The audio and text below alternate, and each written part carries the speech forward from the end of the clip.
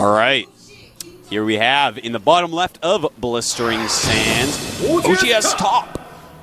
OGS Top. Good thing we know his full ID, because I would have initially guessed OG Stop. OGS Top here. Win Prime up in the top right. Win Prime has to be a little bit shaken. He got completely manhandled that game. Yeah, he got abused. And I think that he's actually quite a good player. I think so. But OGS Top, man, he showed some real... That was like a Starcraft 1 player I was watching. Here's the entrance to each player's base here. But note that there are these destructible rocks in the back of each player's base that can be destroyed. So if you're aggressive early and you take out those rocks, you're going to put your opponent in a situation where even if he leaves his base, he can get counterattacked. You can counterattack him. And that's really good if you're Zerg. It's not as impactful if you're if you're Terran and Protoss as much. Unless, of course, you do some kind of one-base mass Marines or something like that. We do see a lot of Protoss is actually going 4-gate and trying to just break down these rocks. Yeah. And actually just move up here and kill the Terran if the Terran opts attack. I mean, if you get Banshees or something like that, you're going to be in trouble. You know, when you kill those rocks, this map is interesting because you have to be so careful with what build order you choose. It can be quite risky when someone does things like that. And again, waypointing is scouting.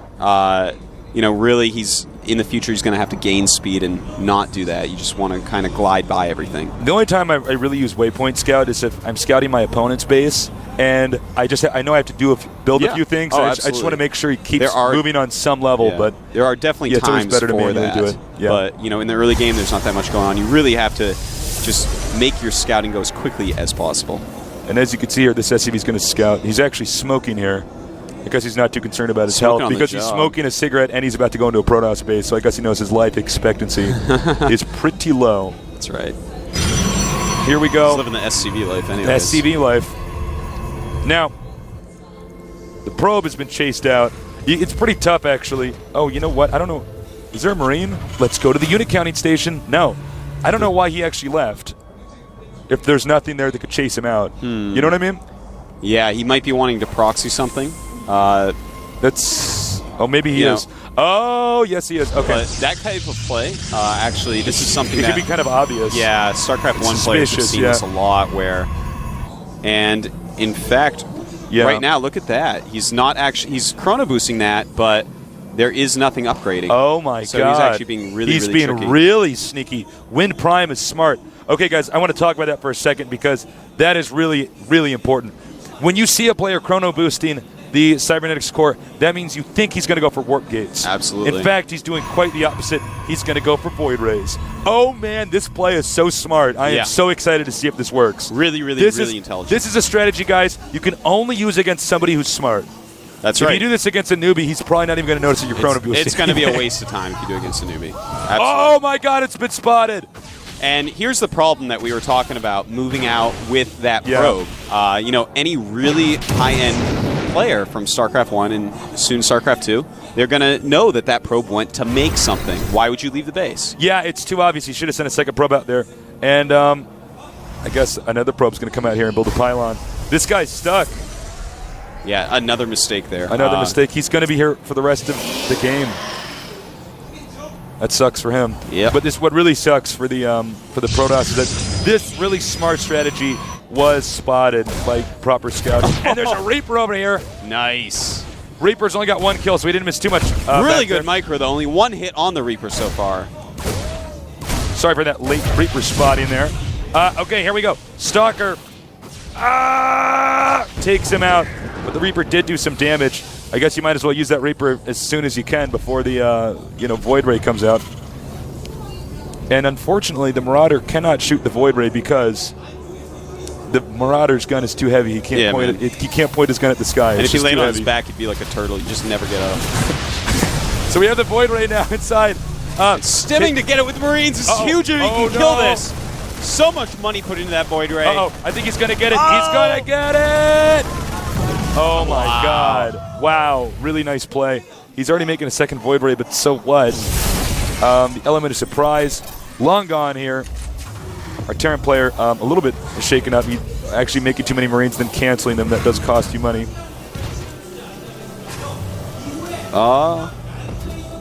No. Does canceling units in this game actually cost you money? Does it? I'm sorry, I thought it does. No, like canceling Starcraft like 1. a morphing unit costs you money, like banelings and stuff. But canceling a unit in a structure while it's building does not cost you money? It better not, or I'm losing. I don't know. We'll have to get back to you guys on that. This game is still new. Here comes another Void Ray. Okay, now this is just bad. I mean, he should not even... This surface area here that's going to allow these Marines to take it out, and that's what you get. Well, I don't know if our Protoss player is going to do too well. I don't know if this probe hurt the word, but it was all a failure. I mean, it did not work out. You know, I think he heard it. He is electronic. He might have been able to see it from here. Well, the lights went out on that flying chandelier, so... There you go. Now he can actually just land this here and kill this. Oh no, his probe's stuck. He can't actually get out of here. Protoss getting warp gates for real now. But you can see he's even charging out sentries and other units. He's so concerned about a counterattack right now. Yeah, he's in a really, really bad position. I can't see him holding this attack, actually. He's making a Nexus even. You know, that's going to, of course, make him have less units. And as you can see in our production tab, combat shields being made right now. Oh, I don't know. I think this attack might end it. Yeah, I definitely believe so. Is the Nexus done? Oh, God. He can't cancel. He has no units. Oh, man. Well, I mean, I think this guy is about to get eliminated, guys. I think it's going to take a miracle. And I'll gladly eat my words if he does hold up this attack. If he holds off this attack, I'm switching to Protoss. I know. The probes are going to leave. He's going to sack the Nexus here. He can force field the ramp.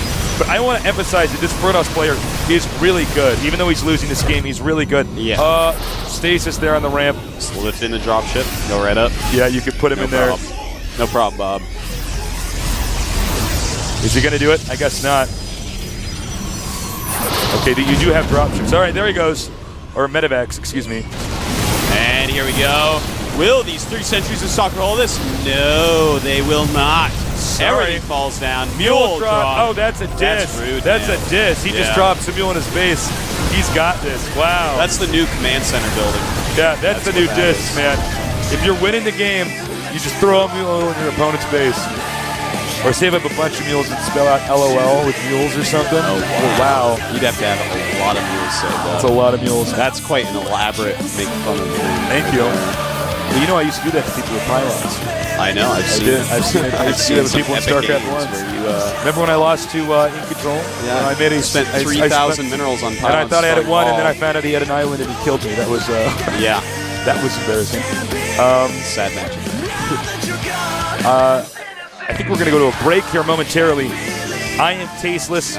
I am Artosis. And we love StarCraft 2. Thank you so much for joining us. Yeah. And of course, we're going to have interviews after each match with the winner. Go to GOMTV.net into the forums and leave any questions you have for the players during the game. Oh, yeah, do it fast because we're going to do this interview now. Very quick. So in a minute here. We do have somebody. If you ask after the game, your questions are not going to be chosen. I'm sorry. It's just too late. It's just too late. There's a rush timing for this. And I know it's kind of tough because if you don't know who's going to win, you might ask a question to the guy that ended up being the loser. Ask one to each. Yeah, ask one to each. And we're happy to interview them. We want to make this exciting and interactive for you guys here at the GSL. So who do we have next? What did I do with my stats sheet? I stole it. Here. You stole it? Okay. Yep. We're going to have Senkun Wera, the Protoss player, against Inca from OGS, the Protoss player. Inca's really good. Inca's really, really Everybody's been talking about this guy. Yeah. He's another one of the Korean players. Everybody's been saying, oh, Inca. Yeah.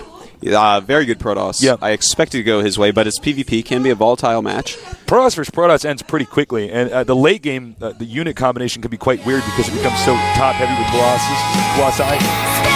We'll be right back. Don't go anywhere.